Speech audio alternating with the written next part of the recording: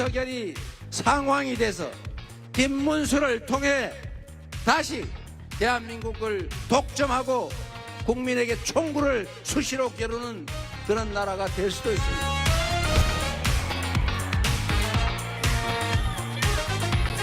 미래를 열어갈 국익 중심의 실용 외교가 해답입니다.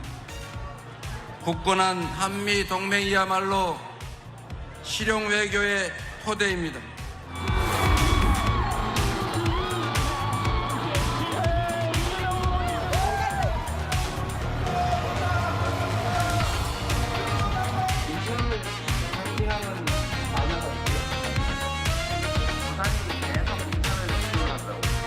인천 남동울의 이윤기 국회의원 인사드립니다. 사랑하고 존경하는 남동 구민 여러분, 이재명 후보께서 항상 하시는 말씀이 있습니다.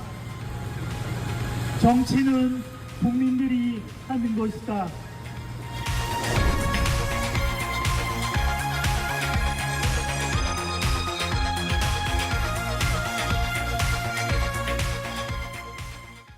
네, 주요 후보들의 승부를 가를 운명의 일주일이 시작됐습니다. 후보들도 지지층을 최대한 투표장으로 이끄는 동시에 중도층과 부동층 표를 끌어오는데 총력을 다하고 있는데요. 민주당 중앙선대위 방송 콘텐츠위원장을 맡고 있는 이용기 의원은 현재 판세 어떻게 보고 있는지 직접 들어보겠습니다. 의원님 어서 오세요. 예, 안녕하십니까. 네, 본투표가 이제 일주일인데 예. 이 재외국민 투표의 투표율이 먼저 집계가 됐더군요. 예. 79.5%, 예. 역대 최고였습니다. 이건 어떻게 봐야 될까요? 저는 이제 해외에 계신 제 동포들이 이번 12.3 내란이나 비상계엄에 대해서 국내에 있는 분들보다 훨씬 불안해하고, 우리나라가 이제 경제 10위, 경제 대국인데 외국에서 나름대로 자부심을 갖고 살으셨을 텐데 상당히 충격을 받고, 이게 후진국에서나 일어나는 그 친위 쿠데타가 일어났다. 여기에 상당히 충격을 받았고, 이번에 투표에 적극 참여해서 대한민국이 좀 원상 회복되는데 힘을 모아주신 거라고 생각을 합니다. 네. 그래서 많이 참여했고 관심이 국내에 있는 국민들보다 더 높을 수밖에 없다고 생각합니다. 더 민감하고 더 힘들어하시고. 예. 네, 일단 본투표에 앞서서 내일 모레 29일부터 사전투표가 시작되지 네, 않습니까? 갈수록 사전투표율도 높아지는 추세인데 네. 이건 유불리를 따지자면 어떻게 봐야 될까요? 그러니까 사전투표가 지금은 많이 할 때는 거의 투표율의 반 정도까지 그렇죠. 가지 않습니까? 그래서 사전투표가 얼마나 되냐가 어느 당이나 어느 후보에나 중요하고, 그리고 사전투표가 기선제압이라는 생각도 하시는 것 같아요. 그리고 사전투표가 전통적으로 민주당이 좀 유리하게 나왔다고 좀 알려져 있지 않습니까? 그래서 여기에 총력을 기르는 것 같고, 김문수 후보는 처음에는 사전투표에 대해서 부정 얘기도 하고 부정적으로 얘기를 하셨는데 지금 또 동료를 하시는 것 같아요. 네. 그래서 김문수 후보도 사전투표의 중요성에 대해서 충분히 인식을 하고 그 두 후보 다 사전투표의 전력을 일단 다 하시는 것 같습니다. 네, 일단 내일부터 조사되는 여론조사는 공표가 금지돼 있고 네. 조금 전에 여론조사 결과를 좀 지켜봤습니다만 네.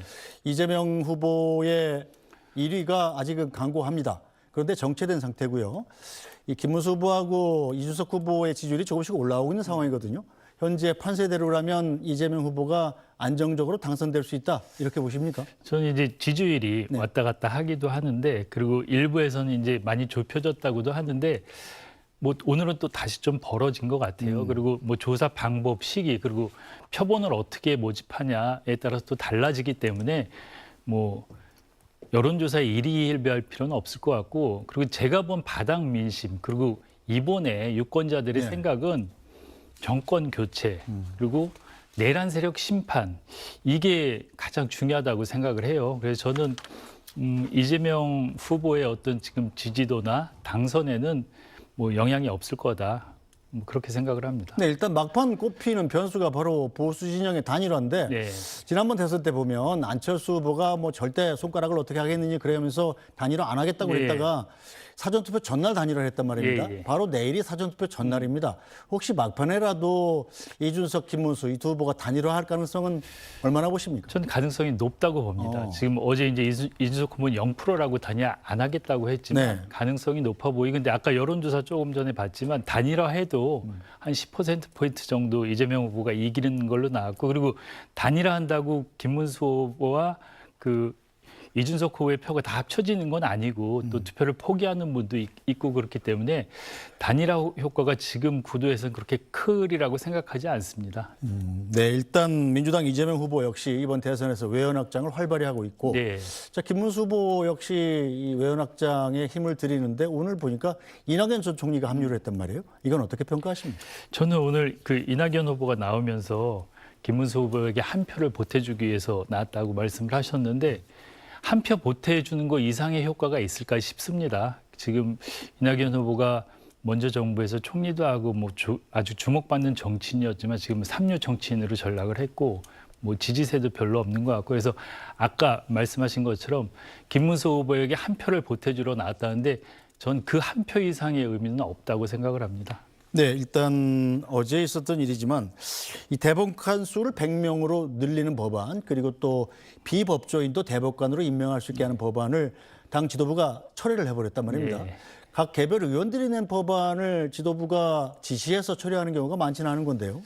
근데 이제 대선이라는 네. 비상 상황이고 선대위 중심으로 모든 게 움직이지 않습니까? 그래서 저는 오히려 그 민주당 선대위가 신속히 잘 돌아가고 국민의 정서를 잘 읽고 있다는 반증이라고 생각을 하고요. 그리고 모든 의원이 뭐 입법 발의할 수 있으니까요. 그건 의원들 개인의 입장인 거고.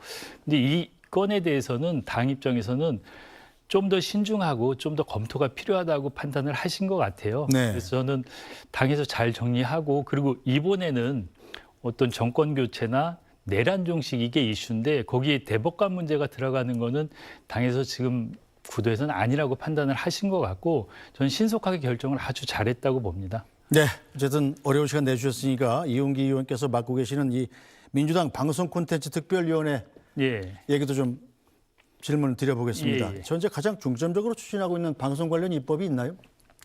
지금 현재 이제 공영방송 이제 구조개혁을 위한 방송 3법이 저희 특위에서는 가장 중점적으로 다루고 있고요. 그러니까 언론 개혁의 가장 큰 과제는 공영방송 개혁이었죠. 그리고 공영방송의 지배 구조를 개선해서 공영방송을 국민에게 돌려드린다. 네. 그게 이제 방송 3법의 핵심이고 그 방송 3법을 지금 저희 상임위에서 준비를 하고 있고 정권이 바뀌면 초기에 이게 이제 두 번이나 거부권을 네. 윤석열 대통령이 했던 법안이기 때문에 새 정부 초기에 방송 3법을 좀 힘있게 추진하는 게 저희 특위도 그렇고 저희 민주당의 입장이고 이게 언론 개혁의 가장 큰 산을 넘는 거라고 전 보거든요. 방송 3법이 이제 통과가 되면 그래서 저희 특위는 그런 그 방송의 공공성에 대한 분야가 하나 있고 또 한 분야는 방송이 콘텐츠 측면에서 되게 산업적이고 글로벌 경쟁력을 가져야 되는데 비대칭 규제라든가 각종 불합리한 어떤 제도에 의해서 성장하지 못하고 오히려 넷플릭스 같은 플랫폼이 우리나라 방송이나 콘텐츠를 지배하는 상황이 됐지 않습니까? 네. 이런 걸 타파하기 위해서 저희 이제 특위에서 방송의 공공성 한 축, 이런 이제 경쟁력을 가질 수 있는 측 한 축을 해갖고 거기에 대해서 저희가 면밀히 지금 특위에서 연구도 하고 네. 나중에 새 정부의 국정 과제로 방향을 좀 제시하려고 준비를 하고 있습니다. 네, 이재명 후보도 이 부분에 대해서 확고한 의지를 갖고 있는 건가요? 맞습니다. 제가 이제 대표 시절에 이제 네. 특위를 만들면서 몇 번 보고를 드렸는데 오히려 저보다 더 산업적인 측면, 어떤 글로벌 경쟁에 대해서 관심이 많으시고 방송에 대해서 이제 저희 특위 이름이 방송점 콘텐츠거든요. 방송은 공공성을 확실히 확보하되 콘텐츠 영역에 대해서는 그 비대칭 규제를 풀고 경쟁할 수 있게 우리가 국제적으로 원래 방송이 어떤 K 콘텐츠의 원주였지 않습니까? 네. 그걸 좀 살릴 수 있게 힘있게 특위에서 준비를 해서 만약에 새 정부가 구성되면 정책에도 반영될 수 있게 준비해 달라는 게 좀 입장이셨어요. 네, 뭐 근본적으로 방송의 공공성 회복도 중요합니다만 현업에 있는 입장에서 보면 각종 규제 여파도 굉장히 맞습니다. 중요한 것 같은데요. 그쪽에 방점을 더 많이 두고 있습니다. 네. 그리고 아까 말씀드렸지만 방송의 공공성은 방송 3법이 이제 새 정부가 출범하고 초기에 통과된다면 큰 산은 넘거든요. 그래서 네. 이제 무게중심이 콘텐츠 그리고 어떤 지능에 갈 수밖에 없습니다. 산업 측면에. 그래서 그렇게 가고 있고 그런 준비를 하고 있습니다. 네, 지금 이 방송 관련 업무를 하는 부처가 방통위도 있고요. 맞습니다. 또 문체부도 있고요. 또 과기정통부도 있고요. 여러 부처에 걸쳐 있다 보니까 하나로 합쳐지지 않고 굉장히 좀 정책도 맞습니다. 좀 중훈한 방식이다는 지적이 많습니다. 맞습니다. 이 부분에 대한 논의는 좀 이루어지고 있습니까? 저희 특위에서 아까 얘기한 방송 3법 문제가 있고 하나는 거버넌스의 문제인데 그러니까 지금 있는 방송통신위원회의 위상을 지금처럼 할 건지 축소할 건지 확대할 건지 그런 문제가 하나 있고 아까 네. 말씀하신 것처럼 콘텐츠나 규제가 방송통신위원회, 과기부, 문화부로 삼원화돼 있어요. 네. 이걸 통합하는 두 가지 문제가 큰 축이에요. 거버넌스 개편에. 그래서 이 큰 축을 정부 조직 개편과 연계해서 이것도 만약에 새 정부가 들어선다면 초기에 어느 정부가 될지 모르겠지만 해야 되는 과제이기 때문에 그 네. 부분도 충실히 준비를 하고 있습니다. 알겠습니다. 어쨌든 민주당 입장에서는 이재명 후보의 당선이 현재로서는 가장 큰 당면 과제일 텐데 맞습니다. 자, 일주일 남은 본투표 그리고 내일 모레로 다가온 이 사전투표를 앞두고 민주당의 필승 전략 있다면 뭘까요? 저는 그런 것 같아요. 제가 아는 이재명 후보는 준비된 후보고 그 각 분야별로 모든 것을 가장 잘할 수 있는 후보라고 저는 확신을 갖고 있거든요. 이것을 국민들에게 남은 기간 얼마나 잘 알릴지 오늘 토론회도 그렇고 그런 게 하나 있을 테고 그리고 또 하나는 민주당의 선거 컨셉이 그 경청 투어 골목골목인데 국민들한테 정말 민심을 파고들어서 국민들의 목소리를 듣고 겸허하게 겸손하게 선거운동을 하는 게 좀 필승 전략이라고 생각을 합니다. 알겠습니다. 자, 오늘 말씀은 여기까지 듣겠습니다. 이윤기 민주당 중앙선대위 방송콘텐츠위원장이었습니다. 고맙습니다. 예, 감사합니다.